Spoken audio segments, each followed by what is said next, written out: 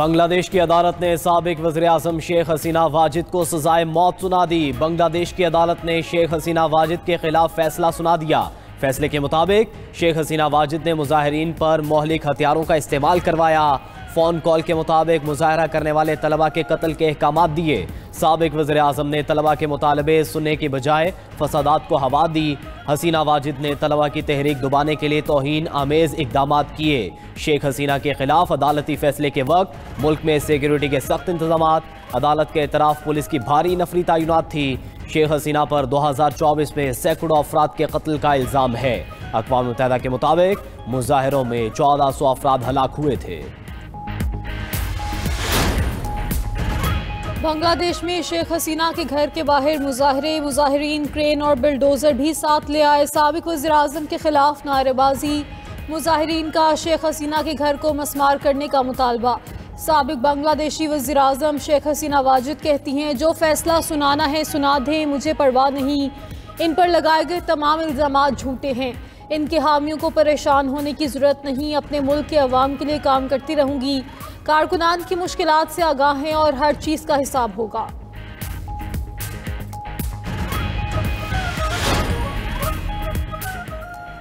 वज़ीर-ए-आज़म आज़ाद कश्मीर चौधरी अनवारुल हक के खिलाफ तहरीक अदम एतमाद पर राय शुमारी कुछ देर बाद होगी। आज़ाद कश्मीर असम्बली के इजलास में शिरकत के लिए मेंबरान असम्बली पहुँचने लगे।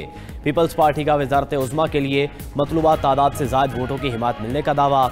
मुस्लिम लीग नून वज़ीर-ए-आज़म के खिलाफ वोट देगी मगर हुकूमत का हिस्सा नहीं बनेगी। तहरीक अदम एतमाद की कामयाबियों के लिए सादा अक्सरियत के 27 वोट दरकार। कामयाब होने पर पीपल्स पार्टी के फैसल मुमताज़ राठौर आज़ाद कश्मीर के 16वें वज़ीर-ए-आज़म होंगे। नामजद उम्मीदवार वज़ीर-ए-आज़म आज़ाद कश्मीर राजा फैसल राठौर ने वज़ारत लोकल गवर्नमेंट और दही तरक्की से इस्तीफ़ा दे दिया। वज़ीर-ए-आज़म चौधरी अनवारुल हक ने मीडिया से गुफ्तगू करते हुए कहा कि आज आज़ादी का दिन है, क्यों ना मनाऊं। नए आने वालों के लिए भी नेक जज्बात हैं कि अल्लाह पाक उनको कामयाब करे।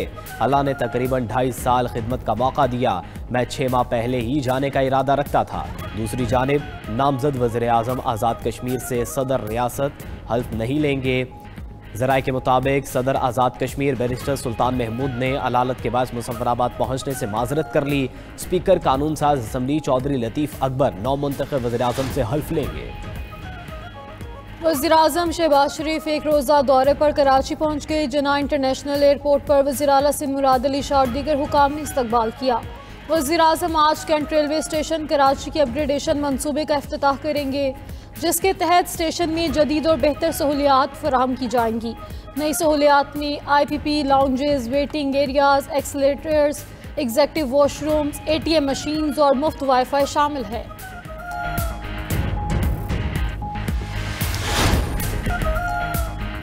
पाकिस्तान की पहली विफाकी आईनी अदालत ने काम शुरू कर दिया। पहले ही रोज़ 3 फैसले। खैबर पख्तूनख्वा हुकूमत की अपील पर हुक्म इम्तना जारी। दौरान समाअत additional advocate general Shah Faisal ने इस्तदा की कि ये केस गरीब मजदूरों से मुतल्लिक है। अगर निजी इदारा वाजिबात अदा नहीं करता तो मजदूर मुतल्लिका महकमे में अपील कर सकता है। जस्टिस हसन अजहर रिजवी ने इस्तफसार किया कि गरीब मजदूर के पास सिक्योरिटी डिपॉजिट की मद में इतना पैसा कहाँ से आएगा। किंग एडवर्ड यूनिवर्सिटी के वाइस चांसलर की तकरीर के खिलाफ हाई कोर्ट का फैसला भी ख़त्म कर दिया। कराची के अवामी पार्क्स का तिजारती मकासद के इस्तेमाल का मामला आईनी अदालत ने सिंध हाई कोर्ट के फैसले पर हुक्म इम्तना जारी कर दिया। KMC ने सिंध हाई कोर्ट के फैसले के खिलाफ सुप्रीम कोर्ट से रुजू किया था। उधर विफाकी आईनी अदालत के 2 मजीद जजेस ने हलफ उठा लिया। जस्टिस रोजी खान और जस्टिस अरशद हुसैन शाह ने आईनी अदालत के जज का हलफ उठाया। विफाकी आईनी अदालत के चीफ जस्टिस अमीनुद्दीन खान ने दोनों जजेस से हल्फ लिया।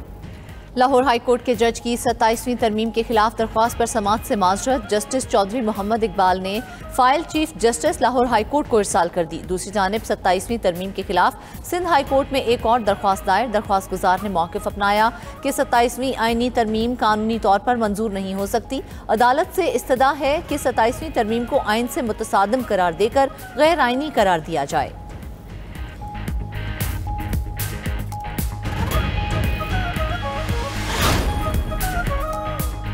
जस्टिस जमाल खान मंदुखेल मनशियात सप्लाई ना रोकने पर सरकारी इदारों पर बरस पड़े। सुप्रीम कोर्ट में मनशियात केस के दौरान समाअत में रिमार्क्स देते हुए कहा कि ANF का काम किलो किलो मनशियात पकड़ना नहीं बल्कि सप्लाई लाइन काटना है। मनशियात शहरों तक आखिर पहुंचती कैसे है? बॉर्डर पर मनशियात को क्यों नहीं रोका जाता? बॉर्डर से 1,000 किलोमीटर तक मनशियात अंदर कैसे आ जाती है? 5-10 किलो का मसला नहीं, लेकिन टनों के हिसाब से मनशियात आती है। बलूचिस्तान के 3 अजला में मनशियात की फसलें काश्त हो रही हैं, सबको मालूम है, लेकिन कोई कार्रवाई नहीं करता। ये ज़ियाउल हक का दिया हुआ तोहफा है, भुगते इसको। अदालत ने कोरियर कंपनी के मैनेजर की दरख्वास्त जमानत पर समाअत मुलतवी कर दी। ANF को मुलजिम की CCTV फुटेज पेश करने की हिदायत। जो बंदा ज़्यादा देर जेल में रह जाए वो फिर मेडिकल ग्राउंड पर ही बाहर आता है। इस्लामाबाद हाई कोर्ट में मेडिकल ग्राउंड पर जमानत के एक मुकदमे में जस्टिस मोहसिन अख्तर कियानी ने दिलचस्प रिमार्क्स दिए। कहा कि मेडिकल ग्राउंड पर बाहर आकर फिर वो बिल्कुल ठीक हो जाता है। वो दूसरे ममालिक में घूमता फिरता है और उसे कुछ नहीं होता।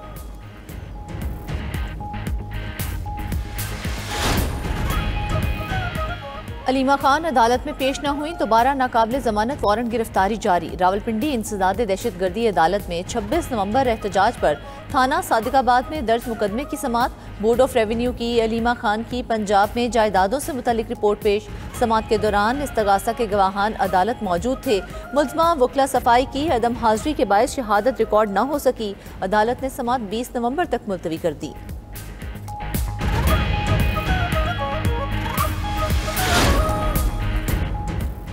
पाकिस्तान और उर्दन के ताल्लुकात नई बुलंदियों पर। शाह उर्दन अब्दुल्ला दौम का global industrial and defence solutions का दौरा।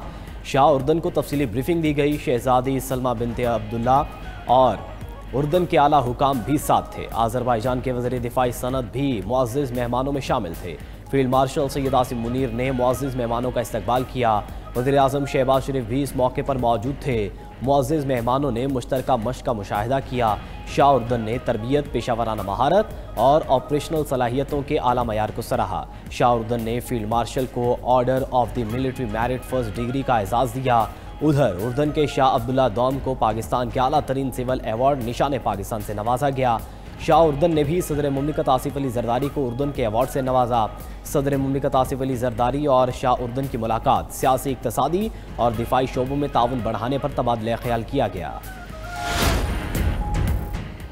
नायब वज़ीर आज़म इसहाक़ डार से ईरान के नायब वज़ीर बराए सियासी अमूर मजीद तख्त रवानशी की मुलाकात। पाक ईरान दो तरफ़ा सियासी मुशावरती इजलास की तैयारियों और अहम इलाकाई और कसीरुल जहती हालात पर तबादला ख्याल। दो तरफ़ा ताल्लुकात को मज़ीद मजबूत बनाने के तरीक़ों पर भी गौर किया गया। दूसरी जानिब नायब वज़ीर आज़म इसहाक़ डार SCO सरबराही इजलास में शिरकत के लिए मॉस्को में रवाना हो गए। इलाकाई और आलमी अमूर पर पाकिस्तान का मौक़िफ़ पेश करेंगे। SCO ममालिक की क़यादत में मुलाकातें भी मतवक्के हैं। इजलास में ईरान के नायब सदर और भारतीय वज़ीर ख़ारजा भी शरीक होंगे। चीन, रूस, काज़ाकिस्तान, किर्गिस्तान, ताजिकिस्तान के सरबराहान भी शरीक होंगे।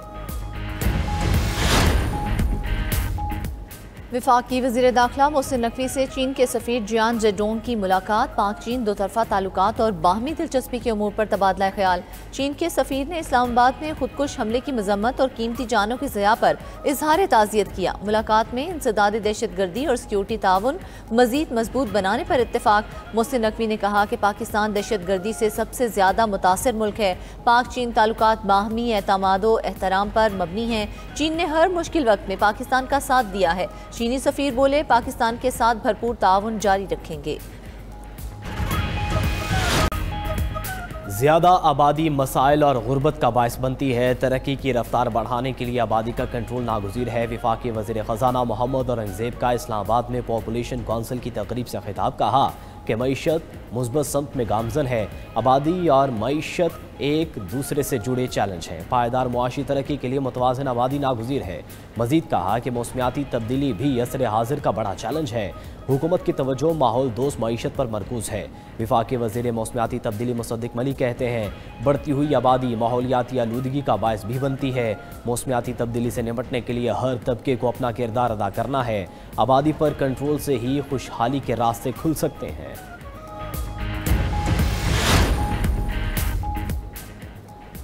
आने वाले महीनों में MKM की बल्दियाती निज़ाम से मुतल्लिक तरमीम आएगी। असम्बली में मंजूर भी होगी। 27वीं तरमीम के मौके पर बारगेनिंग नहीं की। रहनुमा MKM मुस्तफ़ा कमाल ने कराची में प्रेस कॉन्फ्रेंस करते हुए कहा कि MKM की जानिब से आईनी तरमीम का बिल असम्बली में पेश किया गया था। 26वीं आईनी तरमीम के वक्त हमारे बिल को कमेटी को भेजा था। वफाकी हुकूमत ने हमसे अपील की अभी इस मामले को रोक दें। MQM चाहती तो ज़्यादा वजारतें और मराते मांगती। पंजाब ने जो बिल पास किया है वो मिनोन हमारा बिल ही है। ये हमारे ही मौक़िफ़ की 100% तायद और मोहर है। पाकिस्तान ने श्रीलंका को वनडे सीरीज में वाइट वॉश कर दिया। पिंडी स्टेडियम में खेले गए मैच में पाकिस्तान ने श्रीलंका को 6 विकेटों से बाआसानी शिकस्त दी। ग्रीन शर्ट्स ने 212 रन का हदफ 4 विकेटों के नुकसान पर 44.4 ओवर्स में हासिल कर लिया। फखर जमान और मोहम्मद रिजवान की शानदार निस्फ सेंचुरियां। मोहम्मद रिजवान 61 रन बनाकर नाकाबिले शिकस्त रहे। हुसैन तलत ने 42, बाबर आजम ने 34 रन बनाए। 3 विकेटें हासिल करने पर Mohammad Wasim player of the match करार, Haris Rauf player of the series का अवार्ड ले उड़े। पंजाब में स्मोक का रोग बरकरार। बागों के शहर की फ़ज़ा आज भी आलूदा। लाहौर का दुनिया के आलूदा तरीन शहरों में पहला नंबर। सूबाई दारुल हुकूमत का एयर क्वालिटी इंडेक्स 484 रिकॉर्ड। माहिरीन की शहरियों को मास्क इस्तेमाल करने की हिदायत। कहा कि मुसलसल बढ़ती आलूदगी शहरियों के लिए शदीद ख़तरा बन चुकी है। भारतीय दारुल हुकूमत नई दिल्ली दुनिया के आलूदा तरीन शहरों में दूसरे नंबर पर। एयर क्वालिटी इंडेक्स 290 तक पहुँच गया।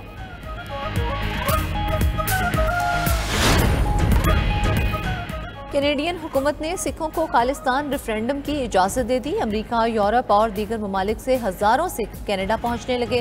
खालिस्तान रेफरेंडम 23 नवंबर को ओटावा की बिलिंग्स स्टेट साइट पर होगा। सिख फॉर जस्टिस के रहनुमा गुरपतवंत सिंह पुन्नू कहते हैं खालिस्तान रेफरेंडम भारतीय पंजाब को आज़ादी दिलाने का जमहूरी अमल है। ओटावा में भारतीय हाई कमिश्नर दिनेश पटनायक की रिहाइशगाह के बाहर सिखों का मुजाहरा खालिस्तान के हक में नारे लगाए।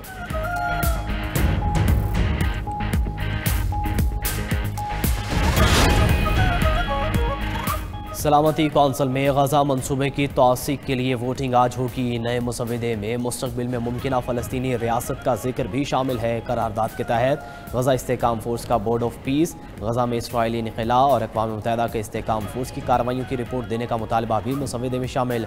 कतर, मिस्र, मुत्तहिदा अरब अमारात, सऊदी अरब, उर्दन और तुर्की मुश्तरका तौर पर अमरीकी मुसवदे के लिए अपनी हिमायत का इजहार कर चुके हैं।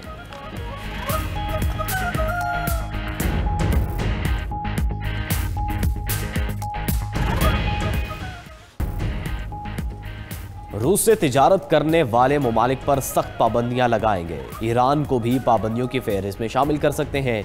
अमरीकी सदर डोनाल्ड ट्रंप का इंतबाह। कहा अमरीका मुमकिना तौर पर वेनेजुएला के सदर निकोलस मादुरो को साथ कुछ बातचीत कर सकता है। वेनेजुएला ने अमेरिका में मुजरिमों, जेलों में बंद कैदियों को भिजवाया। ये सब कुछ बाइडन के दौर में हुआ। ट्रंप ने मजीद कहा अमेरिका में महंगाई कमतरीन सतह पर आ चुकी। डेमोक्रेट्स मेरी मुआशी कामयाबियों से खौफजदा होकर जेफरी एप्स्टन के मामले को उछाल रहे हैं।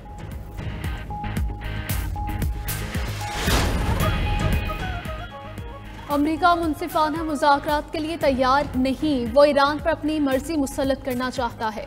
ईरानी वज़ीर ख़ारजा अब्बास इराक़ची कहते हैं कि ऐसे मुतालबात के सामने बातचीत का कोई इम्कान नज़र नहीं आता।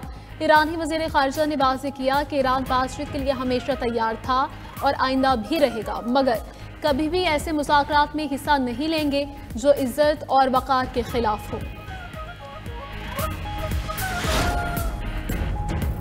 अमरीकी फ़ौज का मशरक़ी पैसिफिक में एक और कश्ती पर हमला, 3 अफराद हलाक। US सदर्न कमांड का कहना है इंटेलिजेंस ने तस्दीक की है कि कश्ती गैर कानूनी मनशियात की स्मगलिंग में मुलव्वस थी।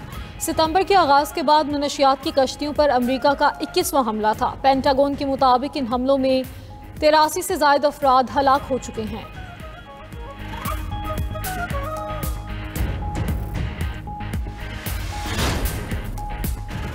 रूसी अफवाज की मशरिकी यूक्रेन में नुमाया पेशकदमी, 2 देहात पर कब्जा कर लिया। रूसी वजारत दिफा के मुताबिक उसकी अफवाज ने यूक्रेन के जुनूब मशरिकी इलाके ज़ापोरिज़िया में नुमाया पेशकदमी की। मजीद इलाकों पर कंट्रोल के लिए फ़ौज आगे बढ़ रही है। रूस ने एक ड्रोन वीडियो भी जारी की जिसमें रूसी फौजियों को झंडे लहराते देखा जा सकता है।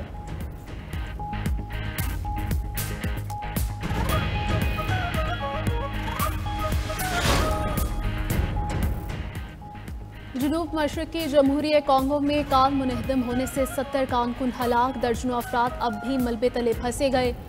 निकालने के लिए रेस्क्यू ऑपरेशन जारी है। खबर एजेंसी के मुताबिक पुल सुबह लवालाबा में कान के एक सैलाबज़दा हिस्से पर गिरा। पुल काम में ट्रांसपोर्टेशन के लिए इस्तेमाल हो रहा था।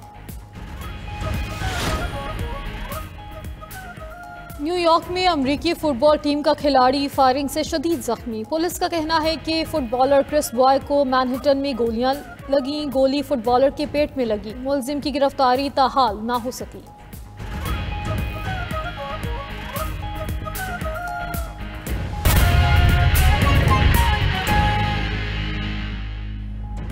बिस्मिल्लाहिर्रहमान।